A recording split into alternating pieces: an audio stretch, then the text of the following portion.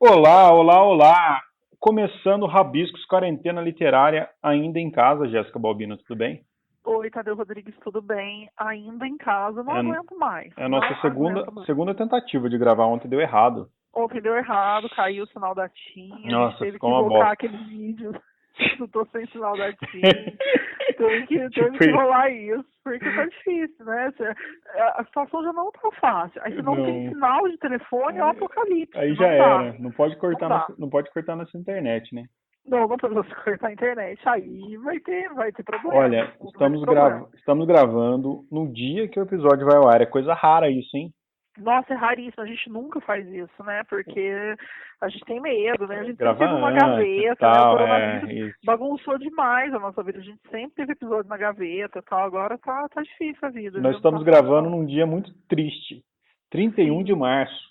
31 de março, estamos aí fazendo aniversário da ditadura, Do com um nosso texto golpe na de Folha de São Estado. Paulo do ministro da Defesa exaltando É, o golpe.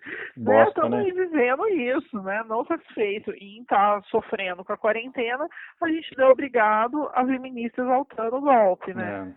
É. A gente Mas, pensa que tá tão latente aqui nos dias de hoje essa discussão militarista, né? Que fica todo tempo lembrando a gente de ter que defender o óbvio, né? Que a sim, ditadura existiu, que isso não pode ser mais aceito. Aí toda hora a gente fica tomando golpes também na cabeça, enfim, isso aí é um saco. Então a gente grava hoje também o episódio do podcast exaltando todas aquelas pessoas que lutam contra o Estado militar, o golpe militar, a ditadura, e nossa sim, sim. solidariedade a todo mundo que sofreu, todo mundo que tem familiar que sofreu nesse período de trevas aí. Exatamente, a gente deixa marcado aqui a nossa posição sempre contrária a regimes ditatoriais, especialmente os militares, né? É isso aí. Nós fizemos uma live a semana passada, gravamos o podcast Rabiscos sem ir ao ar, apenas na live. Foi muito legal, né? Foi muito legal, tô ficando viciada em live, né? Eu passei da pessoa, Quase não tem live, né? quase não tem. Eu passei da pessoa que não via nenhuma live, e foi o mesmo fenômeno do podcast. Eu não sabia o que era, eu comecei já gravando. Nunca tinha assistido a live, comecei já participando, eu adorei.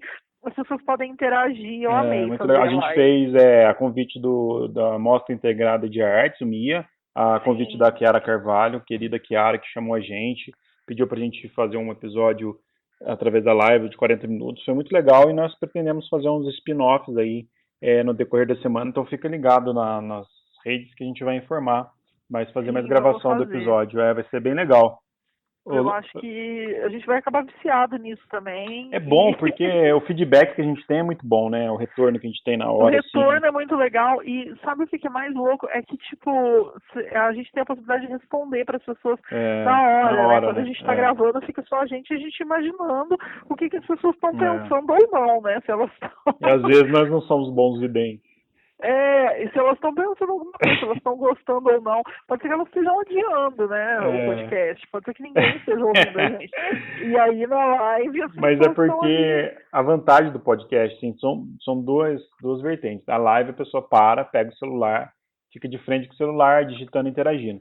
O Sim, áudio, a pessoa às vezes está lavando uma louça, está fazendo alguma coisa na rua, agora não mais, mas quando podia ir para a rua, ia para a rua com fone de ouvido e ouvindo podcast. Então é legal isso, que a gente consegue ter os dois meios de comunicação, né, fazendo a live eventualmente. sim, eu achei bem interessante e eu até comentei que é legal porque é diferente de uma interação ao vivo também.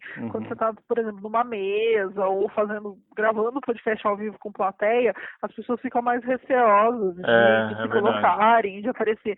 E ali protegidas pela tela na live, todo mundo interage, todo mundo manda É pergunta. verdade. Então eu achei bem legal, assim, eu quero fazer mais, porque foi um momento que eu me distraí. Jéssica, tem uma pessoa aí, um novo escritor que surgiu nas redes, que é o Bolsonaro após a morte. Por Deus, é maravilhoso esse escritor. O que você tem a falar sobre isso, Jéssica? Olha, eu adorei a sacada do autor, eu adorei essa distopia dentro da distopia, né? Porque o governo Bolsonaro por si só já é uma distopia, né? E, e aí eu baixei o livro e vou ler. O Rodrigo Casarim, que é nosso parceiro, nosso amigo, lançou hoje no blog dele, na página 5, uma reportagem sobre o Bolsonaro pós-mortem. Autor, ele aprendeu a ler, ele morreu de coronavírus, aprendeu a ler e escreveu um livro. Então... Começa meio que parodiando Memórias Póstumas, né? Sim, e é muito maravilhoso, porque assim, é a arte imitando a vida, né? E ninguém sabe quem é o autor, porque o autor é assinado como Messias Bolsonaro, né? Sim, ninguém sabe quem é. E assim, é ótimo porque é muito fiel à realidade, né? Por exemplo, Bolsonaro não sabe ler. Então, assina as coisas sem ler. Então, o personagem realmente essa foi muito boa. Eu gostei muito, achei que o autor foi aí, no mínimo, corajoso. Para dizer o mínimo, ele foi corajoso. Aí fica então a dica, quem quiser ler lá na página 5 da UOL, o Rodrigo faz uma matéria bem legal falando sobre esse fenômeno desse livro. Ele é curtinho, eu acho, mas logo deve estar rodando pela internet aí, quem quiser ler. Depois a gente deixa o link da reportagem dele também pra galera ler. Boa ideia. Mas vamos para suspense, né? Quer dizer, não é suspense que tá na capa, isso. Mas vamos ao assunto, né? A gente vai falar hoje sobre um livro específico, que é um livro que surgiu várias vezes nesses últimos tempos no Rabiscos, a gente falou dele várias vezes, que é uma distopia escrita por um brasileiro que está vivo, que é o Inácio de Loyola Brandão. Não verás país nenhum. Melhor título para esse episódio não teria que não esse. E é uma distopia que acontece no Brasil, que acontece em São Paulo. Então, acho que a Jéssica deu a ideia de a gente falar de alguns livros específicos. Fazia tempo que a gente não fazia isso. E eu acho que foi muito feliz essa ideia, Jéssica, porque a gente consegue traçar, de fato, a literatura bem concreta mesmo que está acontecendo. Sim, a gente consegue entrar nisso. E o livro ele não podia ser mais propício, inclusive para um dia como hoje, porque ele trata também de um regime ditatorial e militar no Brasil, né? O Inácio foi muito feliz em colocar isso, né? Em retratar. É um livro da década de 80 também, eu acho que a década de 80, nessa fuga, né? No que marcava ali o início do fim da... É horrível falar início do fim, mas o início do fim da ditadura, né? Aquela esperança, aquela coisa de tentar sair desse regime, existia uma esperança, existia uma ânsia, então as produções foram muito boas nesse período, no que diz respeito a isso e no que diz respeito às distopias, né? Acho que marcou mesmo um período na década de 80 com a escrita e a publicação de várias distopias, né? Ele foi, acho que um marco aí também na carreira do Inácio, que já veio do zero, né? Que foi um livro muito festejado. E, enfim, eu vou fazer uma sinopse aqui, Jéssica, só para o pessoal que não leu o livro também não ficar perdido, entender o episódio, entender como que funciona, né? Perfeito, vamos lá. O livro se passa no começo do século XXI, né? Fala-se do Brasil todo, mas acontece basicamente numa São Paulo distópica, né? Nós temos dois universos no livro, um universo que fala do país e do mundo como um todo, e do universo micro, que é do protagonista Souza, que ele é um cara que já foi muito questionador, é um ex-professor de história, aposentado, mas ele passa a trabalhar como um burocrata do Estado. No Estado, no livro, ele é chamado de esquema, né? O mundo vive uma catástrofe ambiental, tem escassez de água, de comida, não tem árvores, bolsões de calor permeiam o país todo, assim. É um bolsão que primeiro está no Nordeste, que não é mais o Nordeste brasileiro, é uma reserva internacional comprada por um grupo econômico internacional. Que é bem parecido com o que está acontecendo, né? E tem a debandada para o Sudeste, do Nordeste no livro, porque ele passa a ser essa reserva, né? Esse bolsão de ar, ele chega a São Paulo, ele é bem importante na história, que ele mata as pessoas de calor, assim, o bolsão, ele mata as pessoas de calor. As pessoas têm características estranhas, fisicamente modificadas também. E temos, nessa história micro do personagem Souza, o Souza aparece um dia com um furo na mão, né? E esse furo que vai marcar o passo da história. Ele sente medo de ser preso, ele sente medo de perder o emprego com o esquema. Então ele não vai ao médico, né? Ele tem uma esposa que é muito conservadora, que é a Adelaide, e tem um sobrinho que ele é milico, né? No livro é chamado de militécnico, eu acho. E ele passa a ter uma vida bem desleixada, o Souza, assim. Então ele dá tudo errado para ele. Ele perde o emprego, ele é abandonado pela esposa, ele tem o apartamento dele invadido pelos sobrinhos, que eles começam a fazer contrabando de comida. esses amigos do sobrinho, eles matam as pessoas que incomodam eles, assim. É uma coisa muito, muito tensa, né? E o Souza, ele acaba abandonado no lixão, ele vira uma pessoa desprezível, assim, sabe? O Sim. autor retrata, né, muito no Souza essa coisa caótica do cenário, assim. O que eu gostei do livro é que ele é uma história mais descritiva, assim, ele não tem um desfecho, um enredo propriamente dito, é mais uma coisa de ambientação. Eu acho que é isso, né? Esqueci alguma coisa da Não, de sinopse? relevante, acho que não. Eu gosto. Basicamente é isso, né? Eu gosto da sinopse aí que você fez. Gosto muito do livro. É um livro que eu já tinha lido ele há muito tempo. Quando eu descobri o Inácio Loyola Brandão, então já faz bastante Uhum. tempo. E aí eu revisitei ele, até para a gente poder gravar aqui. Claro, não reli o livro todo, deveria, porque é um livro muito bom. É muito bom mesmo. Mas eu acho que ele, assim, quando eu fiz essa visita, né, eu fiquei pensando em como ele dialoga com o que a gente está vivendo agora, né, como que é um livro que tem muito a ver com essa semana da quarentena, essa semana não, né, esse período, como que ele tem muito a ver com tudo, né, com tudo que a gente está passando. E eu lembro que o Inácio sempre fala que ele tentou escrever sobre o futuro, mas era uma coisa que já estava acontecendo no presente, né? E Uhum. daí me lembra muito coisa do Black Mirror, né? Quando a gente assiste Total. Black Mirror e fica muito impactado e fala, nossa, o futuro vai ser horrível. Na verdade, todas as tecnologias empregadas no Black Mirror, elas já existem na vida real e, tipo, a gente já lida com elas, né? Muito Muito louco, mais né? próximo ou muito mais distante, mas elas já estão aqui. Então, todo o universo ficcional do Black Mirror, a gente já lida com ele, assim como a gente lida já há muito tempo, talvez desde 81, quando o livro do Inácio foi publicado, com esse universo distópico, né, com essa devastação do meio ambiente, com essa tentativa de privatizar o Nordeste, de vender o Nordeste como um paraíso, né? E aí, nesse governo especificamente, né, de 2019 para Total. agora, o que a gente observa, sei lá, por exemplo, o Bolsonaro querendo abrir Fernando de Noronha, que é uma das maiores reservas do mundo, né, que é um lugar que tem Uhum. fila de espera para entrar enquanto turista, que é caríssimo por conta disso. A devastação da Amazônia, o Dia do Fogo, que a gente É. viveu recentemente, né? Então, assim, de fato, eu me sinto muito dentro de uma distopia, não só por conta do coronavírus, mas por conta do governo autoritário que a gente vive e que a gente é obrigado a lidar com um governo que nega, né, evidências científicas, que é revisionista e que insere a gente dia após dia dentro de uma distopia, né? A gente tenta sair dela e não consegue. Você falou até da Amazônia, eu achei bem legal isso, porque o Inácio trata do desastre ambiental no livro, e é engraçado que a Amazônia no livro ela vira um deserto, né? E ele usa de Sim. ironia, assim, o governo usa isso como propaganda. Nós temos o nosso próprio deserto do Saara. Venha conhecer o deserto brasileiro, né? Destrói o Museu da Natureza, reserva Sim. ecológica clandestina. Então o livro ele é irônico também nessa parte. Tem uma parte também que eles reciclam a urina, né? Os banheiros públicos que eles reciclam a urina e eles selecionam as urinas mais saudáveis, então, para transformá-la em água.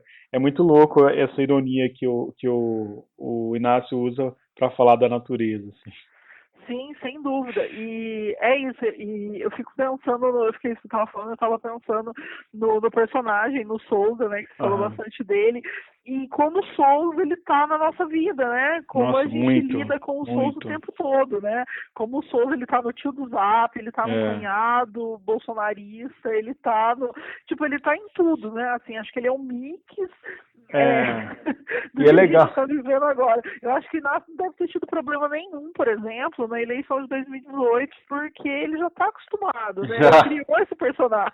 o Souza é ex-professor de história, ele é meio desesperançoso. Ele foi questionador no passado e depois ele Sim, passa a ser. o Souza, ele é aquele cara que votou no PT e ficou Isso, desiludido, né? isso, Então, é é o isso. cara que acha que o Lula roubou, que acredita que o Lula roubou E que e por que isso tem que ser votou no punido, e por isso Bolsonaro. votou no Bolsonaro. É isso. E aí, assim, eu acho que ele é o cara que não teve problema, né, para lidar com isso na eleição. E é engraçado que o Inácio ele é muito sutil, ele é muito poético também, né? E Sim, tem uma entrevista com ele que ele falou que quando ele decidiu escrever esse livro, ele mora em São Paulo já, e ele falou que ele frequentava uma padaria na década de 70 Ele frequentava uma padaria, né? Todo dia ele ia nessa padaria e perto da padaria tinha um ipê muito bonito, grande, florido. E um Ah, dia eles viam a vizinha aguando, o ipê e tal.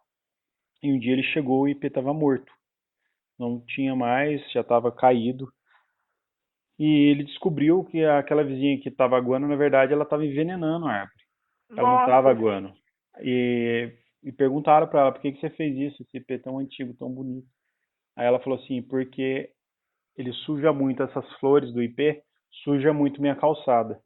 E ele falou que nessa hora deu estalo dele escrever Não Verás País Nenhum. Foi nessa hora que ele falou, e se a gente tivesse uma cidade que não tivesse mais árvores, não tivesse mais flores? E ele começou a imaginar São Paulo distópica com essa atitude dessa vizinha. E a partir daí ele teve a entendi. ideia de escrever o livro. Achei muito, muito É simbólico isso. muito simbólico, muito poético, e eu acho que é como surgem de fato essas grandes obras, né? É nessa Uhum, observação do cotidiano e de como que a gente consegue subverter isso, né? uhum. Transformar isso em alguma coisa para dar aquela sublimada no que está acontecendo, porque senão você fica louco, né? Carla Você Pira, né? pensa que você se depara com uma cena de uma pessoa envenenando uma árvore, É, é muito agressivo, né? é. Isso é muito. É isso, eu acho muito agressivo, eu acho muito violento, né? Eu lembro que eu cobri, agora você falou disso, eu lembro que eu cobri em Poços, eu não vou lembrar o ano, deixa eu até ver aqui se eu consigo Quando ele recuperar. veio? Não, não, tem uma história com isso também, mas é uma árvore envenenada aqui em Poços, Hum, e aí a prefeitura fez toda uma ação. Sobre isso e tal, foi em 2015. Quem denunciou isso foi o Marcelo Abuchala, que é um artista uhum. plástico, é um amigo nosso e É, tal, querido Marcelo. e foi uma árvore perto da casa dele. A árvore foi envenenada e aí eles tentaram, tipo, sangrar ali a árvore para que ela morresse na Avenida João Pinheiro, que é uma das principais da cidade, era uma árvore da espécie Bougainville, Uhum, e aí alguém injetava alguma coisa, descascava, botava óleo, e ele foi uhum. denunciando isso nas redes sociais, até que chegou na Secretaria de Serviços Públicos e o secretário teve uma fala muito engraçada porque ele falou que a gente viu aqui foi uma tentativa de assassinato de uma árvore, e virou um caso de polícia, né? A pessoa que Uhum. tentava envenenar, ela colocava fungicida para para tentar acabar com o curativo que a prefeitura tinha feito nessa árvore. Eu não lembro qual que foi o desfecho, mas eu lembro que eu escrevi várias matérias. Agora eu fui ver aqui, daí tem, tipo, tinha uns títulos muito engraçados, tipo, após ser envenenada, a árvore tem alta de tratamento em poços. Então, aqueles títulos bem clickbait, assim, de Que legal. internet, Aham. mas que foi muito curioso, que virou um caso de polícia, né? Então eu achei Uhum. muito louco isso, tipo, se envolver a polícia, mas que faz todo sentido, né? E aí, isso em 2015, nem faz tanto tempo assim, e agora a gente foi obrigado a ver esse Dia do Fogo, né? E aí Uhum. toda a Amazônia, toda não, mas uma grande parte da Amazônia ser devastada, o céu do Sudeste ficou escuro Uhum. durante alguns dias em decorrência disso, ou seja, eu me sinto de fato dentro do Não Verás País Nenhum, É. claro que guardadas as proporções e o que é ficcional ali, mas que me lembra muito disso. Tem E tem um- uma outra coisa que no livro assim me chamou muita atenção e que me fez pensar em relação à água, quando eles recebem as fichas para trocar por água, e aí Uhum. tem todo essa escassez e É, essa é dificuldade. triste, né? E aí eu lembrei muito daquela série, o 3%, que Uhum. também é uma série distópica, é uma série brasileira que inclusive fez muito sucesso fora do Brasil. O brasileiro, como sempre, gosta muito mais do Uhum. que é importado do que o que é produzido aqui, muito Uhum. embora, sim, os figurinos realmente são risíveis, mas a série, o enredo é muito bom e tem Ah, essa eu gostei desculpa da também. água, né? Não Uhum. existe água naquele Brasil, né? E tem muito a ver também, me lembra muito, né? Quando ele chama o governo de esquema, e na série eles também têm um nome próprio pro governo, e aí tem o governo e o continente, que é onde tem tudo de ruim, que parece muito com uma favela, né? Não que na favela só É. tenha coisas Uhum. ruins, mas ali na série sim, e que se assemelha muito com uma favela, que as pessoas se matam por conta de miséria, de comida.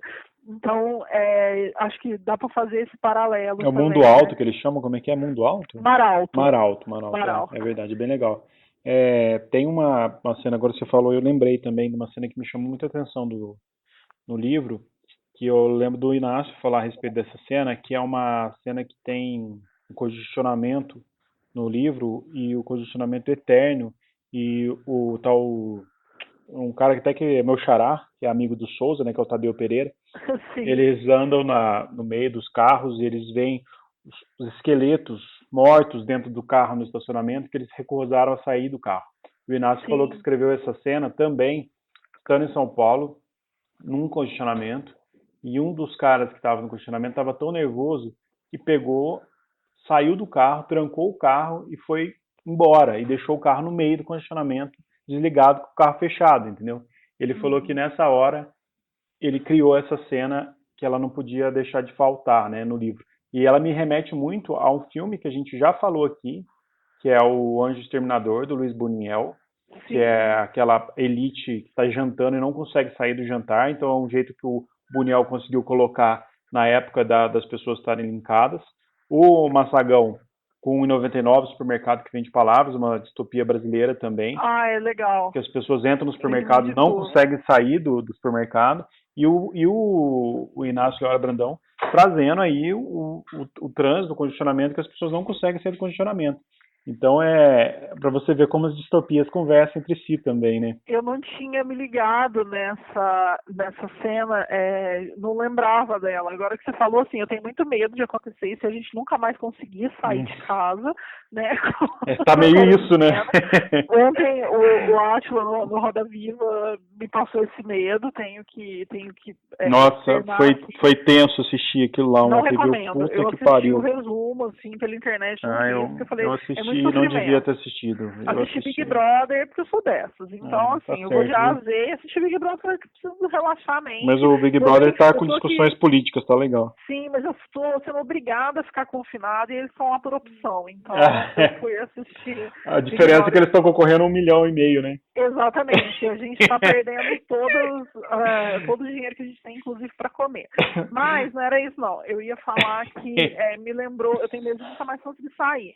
E aí me lembrou de um texto que chama Estrada para o Sul. Eu vou até tentar ver aqui de quem que é o texto. É do chama Autoestrada do Sul, do Cortázar, e ele foi transformado numa peça de teatro, que inclusive o Daniel Viana, que é nosso amigo, já Querido teve aqui no Daniel. Rabiscos, ele encenou essa peça, e aí eu fui assistir. Era uma peça incrível, ela acontecia na Vila Maria Zélia, que é Uhum, uma das únicas vilas operárias que ainda não foram demolidas no Brasil. Ela fica ali no Belenzinho, uhum, muito perto do metrô, e a peça, ela usava 18 carros, e aí ela recriava o caos viário ali dentro da vila, uhum, que é baseada nesse texto do Cortázar, e ela, o que acontecia? A gente, como espectador, a gente ia, comprava o ingresso e recebia uma coisa, você entrava no carro, e aí esse carro parava e realmente você ficava dentro de um congestionamento.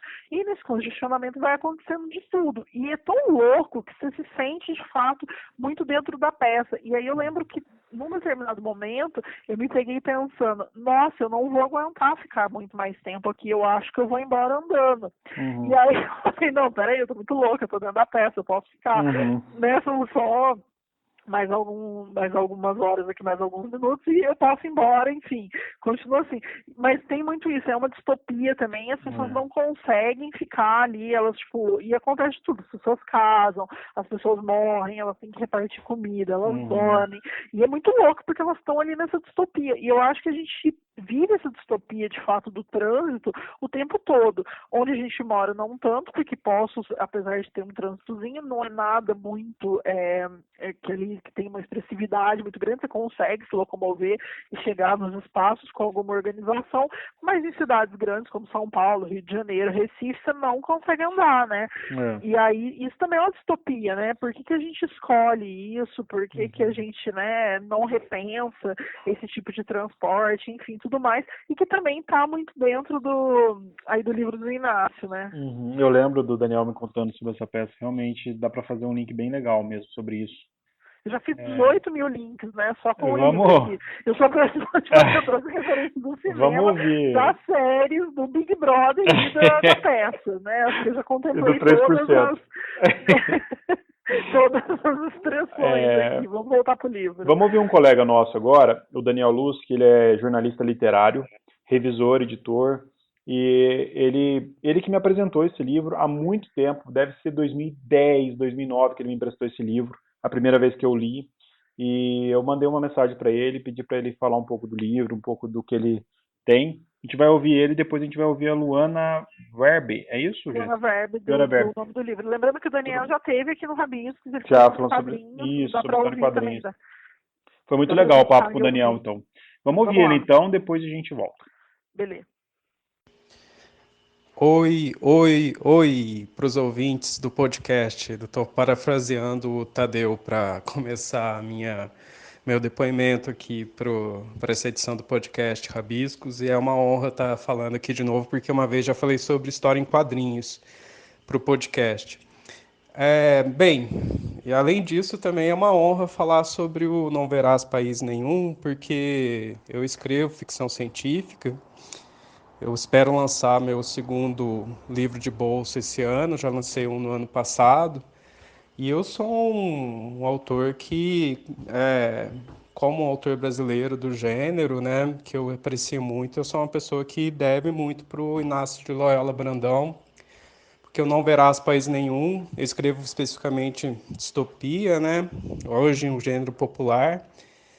E o Inácio, com Não Verás País Nenhum, ele teve aí segurando firme a tocha, né, de um gênero que foi muito desprezado ao longo dos anos, né, pela crítica, pelo mainstream da literatura de forma geral. O Não Verás País Nenhum, bem, eu gosto dele muito de contar a história como eu entrei em contato com ele também, né? Eu já até escrevi uma crônica a respeito disso, ele tá aí perdido no tempo e tal. A primeira vez que eu li, a primeira vez que eu vi o livro, né? Já tinha lido a respeito, e já tinha lido muita crônica do Inácio Loyola Brandão no Estadão, mas eu nunca tinha lido um livro dele, e eu sabia que o clássico era o Zero, que é um livro que, inclusive, até hoje eu não li, eu só passei o olho na casa de um amigo, é uma leitura que, enfim, uma falha minha não ter lido ainda. E eu li sobre o Não Verás País Nenhum e me pareceu até mais interessante. E um dia eu estava de rolê em Bauru, eu morei lá nos anos 90, fiz universidade lá, cursei jornalismo na Unesp, e fui visitar a cidade, os amigos, no meio da década passada. E eu fui na famosa Feira do Rolo que tem lá, que é um lugar que eu nem frequentava quando eu morava lá. Meus amigos, não, vamos lá, é mais legal e tal. Eu falei, pô, é mesmo, né? Tô devendo isso. Aí eu comprei o livro de um rapaz que, assim, me vendeu o livro, assim, você via que ele tava precisando com o dinheiro e, assim, francamente, né, como eu contei na crônica, ele me parecia ser um craqueiro, sabe? E ele tava, tipo, passando a rapa, assim. A pessoa, pela aparência, você via que estava muito fragilizado e tal. E típico craqueiro mesmo. E aí ele me vendeu o livro, tipo, mas não queria entregar, sabe? Com maior dó, assim. Aí eu até paguei um pouquinho mais, ele vendeu o livro muito baratinho. E falei, cara, nossa, agora pra mim é uma missão de honra ler esse livro, né? E me marcou muito, porque, por exemplo, hoje em dia eu me recordo mais facilmente de nomes de personagens e tal, mas naquela época não. Mas eu nunca esqueci do nome de Souza, né? O livro é muito marcante. O Souza, que é o protagonista, né? Ele é um professor de história que foi afastado das funções dele, e aí você já começa, né? A traçar paralelos com uma distopia que hoje em dia né, ainda repercute, né? E ele está lá vivendo sob uma ditadura no Brasil e aí ele nota um dia que a mão dele está com um furo, né?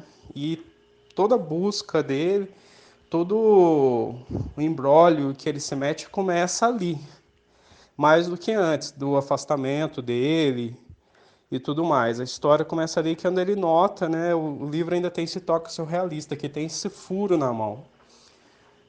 E aí ele começa a não a circular para São Paulo, né? Pelo que eu lembro, eu li o livro há mais de 10 anos e eu dei ele de presente para um amigo, eu não reli. Porque eu lembro ele está em São Paulo e todos os congestionamentos se transformaram tipo num depósito de ferro velho, que nenhum carro andava mais, né? E é uma coisa assim muito impressionante, essa já é uma imagem muito forte. E ele tem ficha de circulação, senão você não pode ir de um lugar para o outro, né? Você precisa da ficha de circulação e quem controla isso são os militecnos. Militecnos, isso. Que, não, são os militares que estão dando as cartas, né? E é tipo uma ditadura horrenda, só que baseada tudo no jeitinho, né? Tem aquela crítica ao jeitinho. Quando você corrupção, né? As pessoas falam da corrupção hoje, como se fosse, não, corrupção livre de 1981, né? A sociedade brasileira é estruturalmente corrupta, né? Isso, e aquela época da ditadura militar, uma sociedade extremamente corrupta. E ele lá, né? Ele fica tentando conseguir as coisas. Aliás, não tentando, né? Ele é pressionado pela esposa e pelos familiares, que tem um sobrinho que é metido aí com os militécnicos, ele é militar. E aí eles ficam tentando dar um jeitinho nas coisas e tal, e ele vai sempre se metendo em situações mais e mais surreais, né?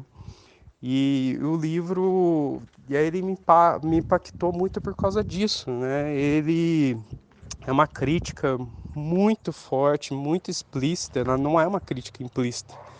É uma crítica explícita à sociedade brasileira, do passado, do presente e, obviamente, do futuro, né? Que o livro se passa num futuro próximo. E é um futuro que agora vem bem a calhar esse podcast, que lembra muito, né, do que a gente está passando. Não é impossível, como já está acontecendo em alguns lugares, começar a restringir a circulação por causa da pandemia do Covid-19. Então, o livro repercute muito, né? Como as grandes obras de ficção científica, ela não tem essa obrigação de adivinhar o futuro, né? Mas muitas vezes ela o faz. E nesse caso o livro faz muito, né? E, e assim, a questão do Inácio Loyola Brandão ter feito isso em 1981, eu só percebi a importância disso depois que eu li um livro do Luiz Brás, que fala sobre a história da ficção científica e fala do Brasil, né, especificamente como o gênero foi escanteado, né, e como essa obra é importante para a história do gênero no Brasil, para trazer mais prestígio, né. E eu fiquei absolutamente fascinado, tanto que em muito dos eu fazia nanocontos, né, na década passada. Várias vezes eu fui bastante influenciado pelo Inácio Loyola Brandão. E várias vezes eu citava os militecnos, foi um conceito que eu usei bastante, assim, porque é fascinante, né? E é meio que com esse governo que a gente vê acontecer, né? Esses militares metidos a técnicos. E talvez, né, eles ainda sejam melhores do que os olavistas, né? Que nem conhecimento técnico têm, né? São uns imbecis. E aí, a gente mais está na mão desse pessoal e vamos ver o que vai dar disso, né? As perspectivas não são lá muito boas, no meu entender.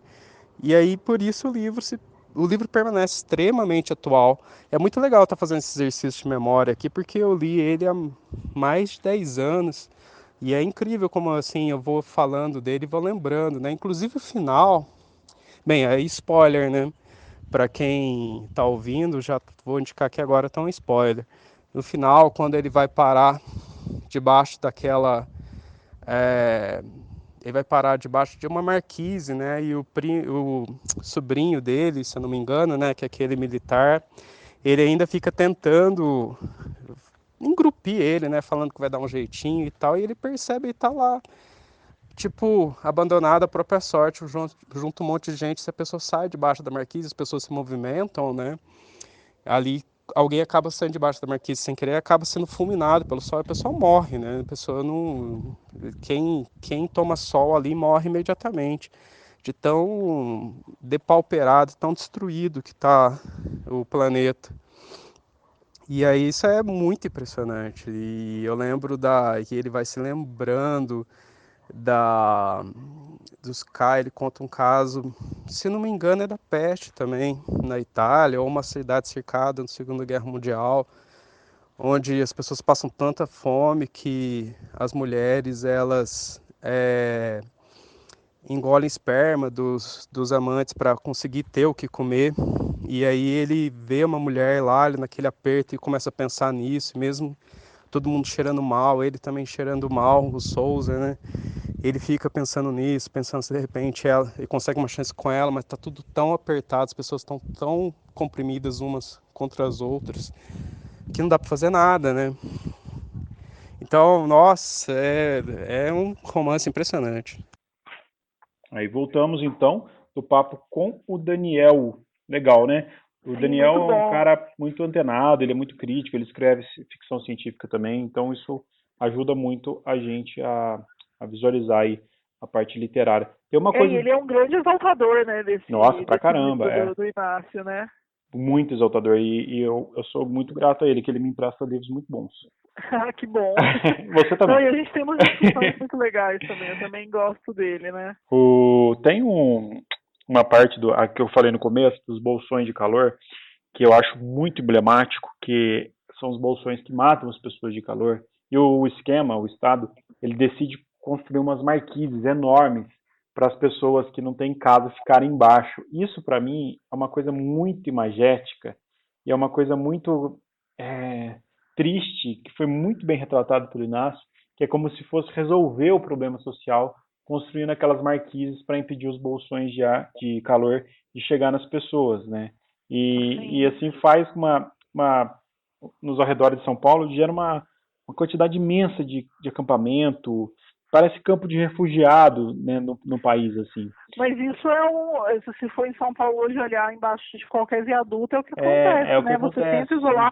Inclusive o governo do estado agora, ele colocou grades em alguns viadutos para as pessoas não dormirem nesses espaços, o que para mim é de uma violência sem fim, uma vez que você não tem um plano habitacional para acolher essas pessoas que vivem em situação de rua, né? Uhum. E é muito emblemático porque no livro a ditadura militar não terminou, né? Ela continuou, ela deu certo, vamos dizer assim, deu Sim. certo. E hoje você falando isso das políticas higienistas em São Paulo, a política que coloca coisas embaixo da ponte para a pessoa não conseguir dormir, você vê que, apesar de sermos um país democrático, tecnicamente, com a derrota da ditadura, a gente tem isso. Então, tipo, não tem pra escolher. No livro deu certo, aqui não. Eu fiquei pensando, porra, como não? Hoje a gente tá aí fazendo aniversário, 34 anos. Exaltando, né? Exaltando. Que... Mas aliás, foda. faz 35 anos que a ditadura acabou, entre aspas, aqui, né? Então a gente tem mais anos aí, não vou conseguir fazer essa conta aqui, porque sou muito ruim de matemática, mas... Cara, mas é isso, a gente tá vendo um mundo que teoricamente é democrático, teoricamente é um mundo liberal e tal, e você vê tudo isso acontecendo, né? Progressismo. Sim, tipo, como que você pode achar que uma abaixo, né? democracia Pois é um país onde você coloca grade no entorno dos viadutos para que as pessoas em situação de rua não possam dormir, elas vão dormir na sua casa, porque não tem uma outra política lá, mas tem abrigo para todo mundo, mas o abrigo é acolhedor, mas e aí? Mas a pessoa quer ir para o abrigo? Ou ela tem o direito também de ter uma casa, porque a Constituição prega que ela tem o direito de ter moradia, mas ela está alcançando esse direito? Não, e aí assim, o que mais me deixa nervosa é o que tem de pessoas que compactuam com isso, tal qual no livro do Inácio, onde as pessoas têm preguiça de lutar, né? Então as pessoas elas são muito apáticas diante do regime, né? Elas não querem lutar porque elas falam, mas isso aí vai incomodar o governo, mas isso aí não tem porquê, mas tá assim e tem que ser assim.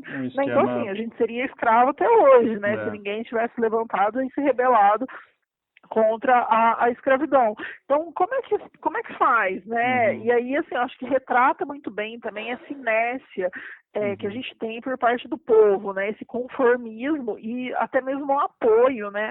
A essas políticas que não são políticas, são necropolíticas, né? Aquele apoio velado, às vezes, né? Que a pessoa fala, não, eu não queria assim também, não, mas é o mas é o que tem que fazer, mas veja bem, essa pessoa, ela tem como sair da rua, né? Ela não sai porque ela não quer. É muito isso, Dá um né? pedaço de terra pra mim, pra você ver se eu vou passar fome, aquelas coisas, né? Só que é a mesma pessoa que fala isso, é a pessoa que critica o MST, né? Pois é.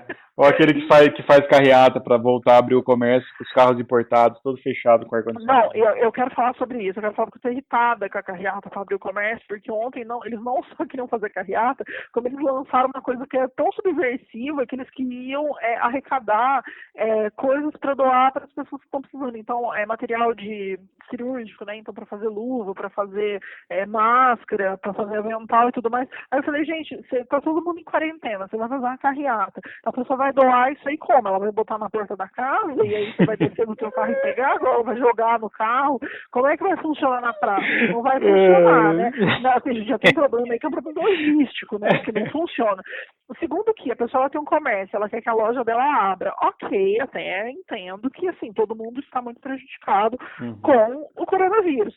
Mas aí o funcionário dela vai buscar ele em casa ou ele vai de ônibus e vai expor muita gente, porque mas aí ele não ele tem 30 anos, ele não é grupo de risco. Tá, mas não mora ninguém na casa dele que tem mais de 60. Ou não vai ninguém no comércio com mais de 60. Ninguém na loja com mais de 60, ninguém vai, porque daí a pessoa tem que ficar isolada. Mas e se a pessoa for subversiva também e quiser ir? Se a pessoa precisar, a gente me poupa, né? Me ajuda. A gente é uma sociedade, a gente não pode esquecer disso nunca, né?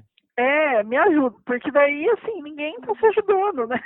Não se ajuda e não se ajuda. Então, eu fico muito irritada com isso, porque é distópico também, né? Total. Pra mim, é criminoso, né? Pra mim, extrapolou o distópico e é criminoso, assim, pra além disso. Mas é difícil, né? Muito difícil a gente pensar a gente tem que falar disso, a gente tem que lutar contra isso, porque não podemos em nenhum momento falar isso que você acabou de falar, da normalização que era os personagens não verás país nenhum. A gente não pode normalizar isso, a gente não pode achar que está tudo bem, que a economia precisa disso, precisa daquilo. A gente não pode normalizar a saúde pública, a gente não pode normalizar a saúde como sendo a grande vilã. Nossa, a gente tem que ter economia para ter saúde. Isso é muito delicado, a gente tem que ser sim contra e pregar principalmente para os nossos, né? Porque muita gente da família já está pensando igual. Falando, não, mas tem que voltar à vida normal, não sei o que tem. Todo mundo quer voltar à vida normal. O problema é que tem uma doença lá fora que não deixa ser a vida normal. Então, se a gente não prestar atenção nisso, a gente fica engessado, né?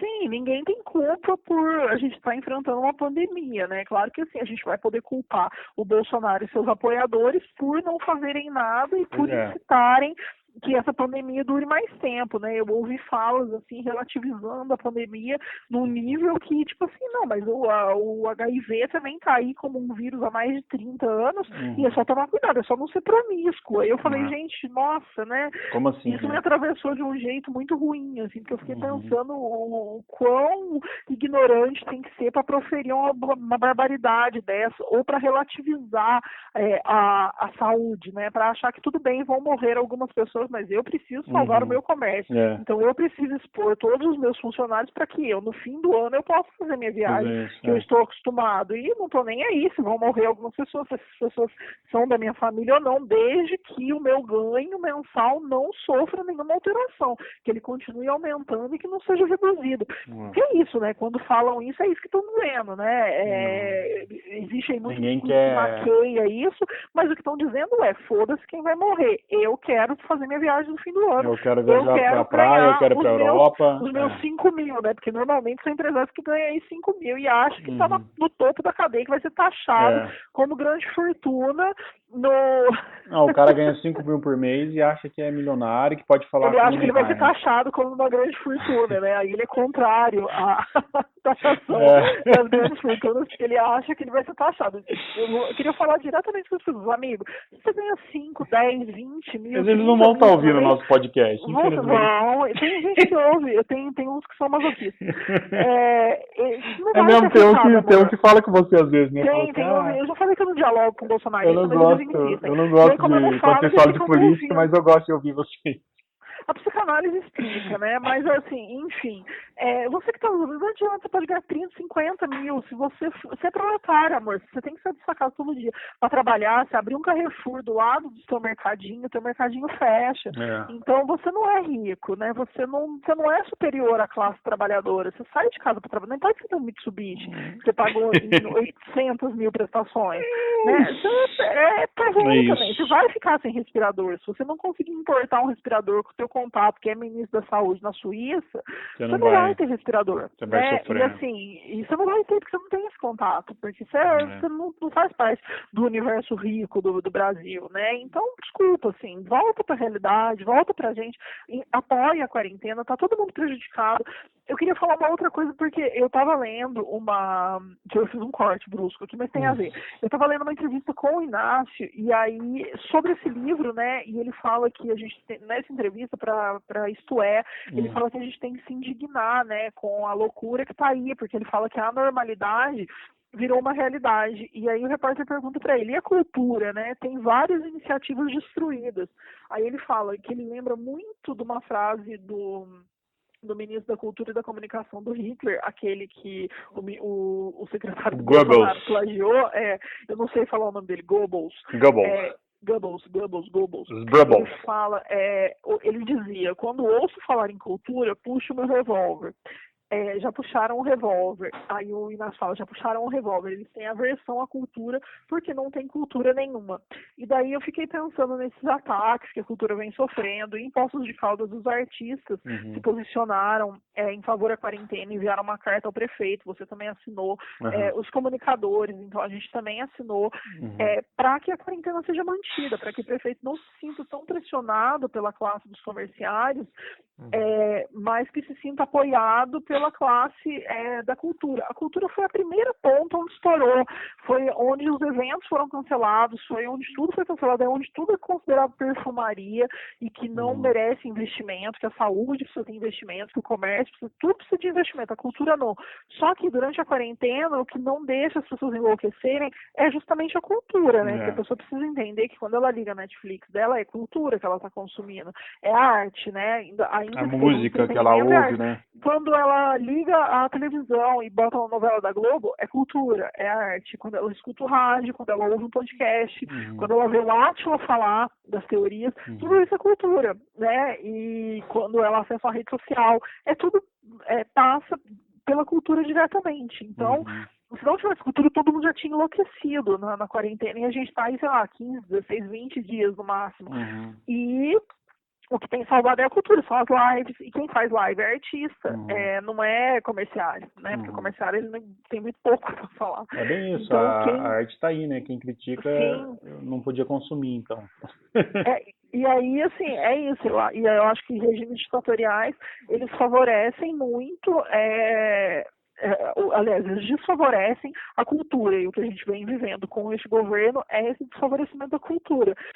E que tem muito a ver com o livro também, né? Total. Até porque é a escassez de tudo, né? É um estado que deixa as pessoas maquinadas. Vamos ouvir a Luana então, Jéssica? Para a gente partir para a reta final. A Luana Verbe que fala? Verbe. Ela apresenta o podcast O Nome do Livro e ela tem um canal dela, Abstração Coletiva. Vamos ouvir ela, já a gente volta. Oi, pessoal.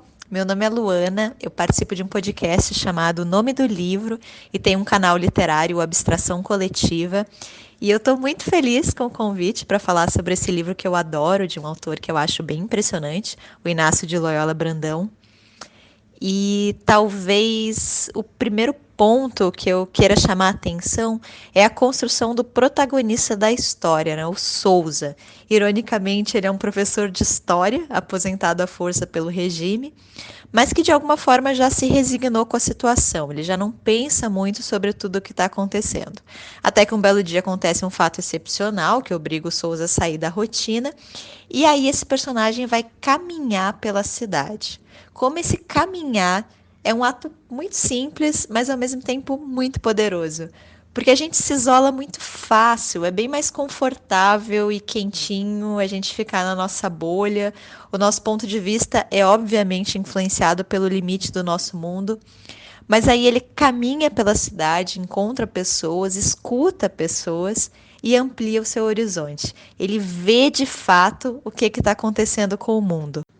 E que mundo é esse, descrito pelo Loyola Brandão? É um mundo de superpopulação e problemas climáticos muito sérios. Falta água, comida, tem bolsões de calor por toda a cidade. E é também um mundo de governos ditatoriais. Eu gosto muito de todas as partes que falam sobre política na obra.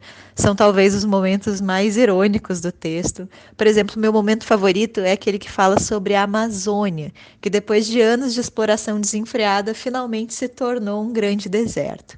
E o governo fala que isso é bom. O Brasil agora tem o seu próprio deserto do Saara, a 8ª maravilha do mundo, a nova sensação do turismo. Então eu pensei muito sobre discursos oficiais, quem cria esses discursos, com quais intenções, porque nós privilegiamos certas vozes ao invés de diversas outras possíveis, e por que nós nos calamos. Mesmo diante do absurdo, em muitos momentos, nós acabamos ficando calados. Eu encontrei o Loyola Brandão pessoalmente há alguns anos, ele autografou meu livro, e ele escreveu na dedicatória algo assim: veja só, não é que a realidade copiou a minha história? E eu sinto muito isso. Assim, durante toda a leitura, a gente tem uma sensação de familiaridade, que é bem perturbadora. Essa para mim foi uma leitura muito árida, assim, difícil mesmo, mas é um baita livro que tem muita coisa para dizer, ainda mais no momento atual. Aliás, como todos os livros do Inácio, né, que viveu a ditadura, sabe do que está falando e sempre foi muito desconfiado em relação à herança ditatorial no nosso país, os efeitos dela na nossa democracia. Grande abraço para todos vocês. De novo, muito obrigada pelo convite. Fiquem bem e até mais. Ouvimos então a Luana. Obrigado, Luana, pela participação. O pessoal Bom, conhece muito aí. Querida, é o segundo episódio que ela participa esse ano aqui com a gente. O canal dela é ótimo. Tem uma resenha do livro do Inácio no canal dela, então vale a pena ir lá também para assistir. A gente pode deixar o link depois. O podcast dela também é muito bacana, que ela faz com mais 2 pessoas. E faz muito sentido, assim, é muito bom a gente ter aliados como pessoas como a Luana e como o Daniel, que falaram aí. Antes da gente ir para os finalmente, eu só queria comentar uma outra coisa do livro, que é em relação ao impeachment, né? Aparece, né, também é um assunto que aparece, é um assunto que ronda muito o Brasil. Então, eu acho que fica aí como dica para quem não leu e quem não conhece, acho massa ler e conhecer, porque a gente acabou de passar por um processo muito recente, mas eu fiquei pensando esses dias quantos impeachments que a gente já passou no Brasil, né, quantos presidentes já foram depostos e que, na verdade, por voto direto e democraticamente, a gente teve pouquíssimos presidentes que completaram seus mandatos. E depois da ditadura, a gente teve só 2, que foi o Fernando Henrique e o Lula, né? E se a gente pensar em um espaço de 35 anos, é muito pouco, né? É muito pouco mesmo, e a gente se preocupa, por um lado, no sentido de não ter uma estabilidade democrática, e por outro, a gente se preocupa muito com o que está acontecendo, e às vezes a gente ficar de mão amarrada e não poder fazer nada, né? Sim, sim. Tem uma outra coisa interessante do livro, que é o uso das tornozeleiras, né? Que eu acho que também tem muita relação com outros livros. As pessoas não podem frequentar os bairros, né? Diferentes. Sim. Tem muita relação com os livros que a gente já citou aqui, como a parábola do semeador, da Octavia Butler, com os muros, os Locks. Eu acho que esse encoleiramento, né, essa coisa de você usar uma tornozeleira, uma coleira, alguma coisa para te controlar, é muito sedutor para regimes ditatoriais, né? É muito... enfim, é muito sonho, violento também, né? E tem muito a ver, né? Porque a gente vê, tipo, a pessoa sai da cadeia, ela coloca uma tornozeleira eletrônica hoje em dia no Brasil, ela não pode sair, e aí a galera fica tentando driblar isso. Eu vejo cada notícia muito louca, bota no gato, bota no... pra poder escapar disso aí. É verdade. E aí eu acho que a gente é muito vigiado também hoje, né? Aqui em Pausa a gente viu uma cena depois da distopia da pandemia, que foi um carro de polícia passando na rua totalmente deserta, pedindo para as pessoas ficarem nas suas casas e para confiar na polícia militar. Eu falei, eu vou ficar em casa, confiar na polícia militar já é a mais, já é muito, não me pede também o impossível. Mas é uma cena muito distópica. Quem quiser ver, eu postei no meu feed do Instagram, @JessicaBalbina_, tá lá, porque é uma cena muito distópica, aquilo me deu um insight, falei, cara, a gente precisa falar sobre isso, a gente precisa escrever sobre isso, porque daqui a pouco vai rolar isso, vão vigiar a gente de algum outro jeito para que a gente não saia de casa, para não quebrar a quarentena, né? Também porque não adianta pedir, né? A pessoa precisa sair e fazer carreata, né? Não resolveu, né? Pelo visto, não sou só eu que não confio. Não adiantou nada, né? Pelo visto, não sou só eu. Vamos pro final, então. Adorei falar sobre esse livro, sobre esse tempo que estamos vivendo. E vamos terminar nosso episódio. Eu falei muito pouco do livro, 100% de política, gente, desculpa. Imagina, mas não tem como não falar, né? Eu acho que uma coisa liga a outra. Mas vamos para o quadro Na Estante, que é o quadro do nosso programa onde a gente dá uma dica literária, a gente fala o que a gente está lendo, alguma coisa propícia para o momento. Qual é a sua dica, Jéssica? Bom, eu continuo sem conseguir ler, né? Eu falei isso na nossa live no sábado, mas eu vou tentar recuperar isso. Eu recebi da Dublinense o livro Vamos Comprar um Poeta, do Afonso Cruz, que também é uma distopia. Eu fiquei muito feliz, na verdade, eu implorei esse livro. Tá lindo esse livro, hein? Tá muito bonito. Eu sou apaixonada pelo Afonso Cruz, não é segredo para ninguém no Brasil, em Portugal e no mundo. Ele ganha do Dalton Vig? Hã? Ele ganha do Dalton Vig? São coisas diferentes. Vamos deixar aí que são coisas diferentes. São relações diferentes. Dalton Vig tinha fã-clube, eu tinha 14 anos, né? O Afonso Cruz tem mais de 30. É agora, né? Eu não tenho fã-clube, eu exalto a obra, é diferente. O Dalton Vig tá no ar agora na novela. Ele tá no ar, eu imagino. Eu vou ter assistir novela, porque eu não sei lidar com tudo aquilo. Eu vou falar do livro. O livro é uma distopia, então é uma sociedade que, qualquer semelhança aqui com a nossa realidade também não é coincidência. É uma sociedade que ela é dominada pelo materialismo e as famílias elas têm artistas ao invés de animais de estimação. E aí, enfim, tem uma família e eles resolvem comprar um poeta. E é isso, não vou falar mais. Leiam o livro, está à venda, já está disponível aí, o envio para todo o Brasil. E a Dublinense está com uma promoção super legal, que se você comprar um livro, você ganha um outro e-book. E acho que você pode escolher, se eu não estou enganada. Então vale muito a pena, fica essa dica do livro. Eu vou ler e depois eu quero muito fazer um episódio sobre ele, porque é muito maravilhoso. Legal. Olha, eu vou indicar um livro que eu vou começar a ler agora, que veio na tag de janeiro, que eu já estava querendo ler já tem um tempo. Ele foi indicado pela curadoria do José Eduardo Galuza.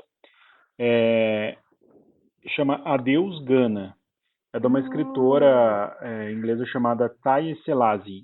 Ela é um livro muito famoso, esse livro, na real, né? É muito famoso e eu já queria ler ele há um tempo. Eu tenho uma amiga que a gente lê alguns livros junto, a Carol, e ela sugeriu a gente ler ele em conjunto e eu gostei da ideia. E é isso, eu vou começar a ler e logo tem notícias sobre ele. Depois eu quero ele emprestado, combinado. Porque é um livro, ele é bem famoso e eu gosto, é uma literatura africana. Isso, gosto muito, né, da literatura africana, então vale, me empreste depois. Então é isso, vamos ficar por aqui. Terça-feira que vem a gente volta. Espero que mais esperançosos. Espero que sim também. Bom, depende do Átila parar de falar que o mundo nunca mais vai voltar mesmo.